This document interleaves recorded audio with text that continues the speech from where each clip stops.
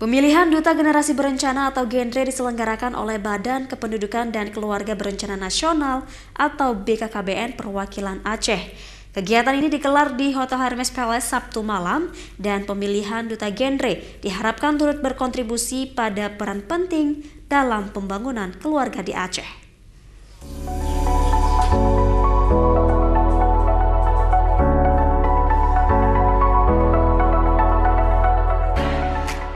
Malam puncak apresiasi itu ditandai dengan penabuhan rapai oleh staf ahli Gubernur Iskandar Syukri, Bunda Genre Aceh Diah RT Idawati, Direktur Pemanduan Kebijakan dan Pengendalian Penduduk Mila Rahmawati, dan Kepala Perwakilan BKKBN Perwakilan Aceh Sahidal Kastri.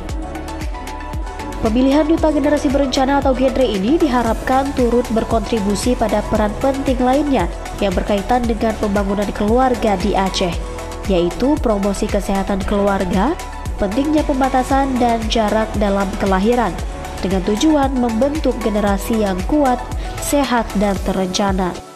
Dalam sambutannya, Bunda Genre Aceh Diah RT Idawati mengatakan, keberadaan Duta Genre menjadi penting.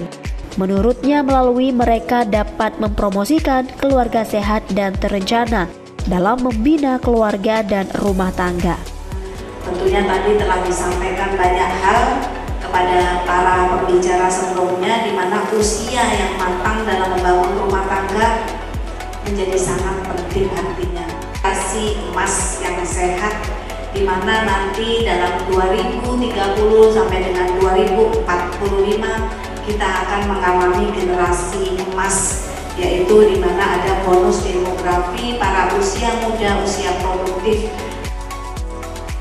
Pada malam penganugerahan Duta Genre Aceh, Muhammad Ahdan Taris dan Tursina Amalia terpilih sebagai Duta Generasi Berencana atau Genre tahun 2022.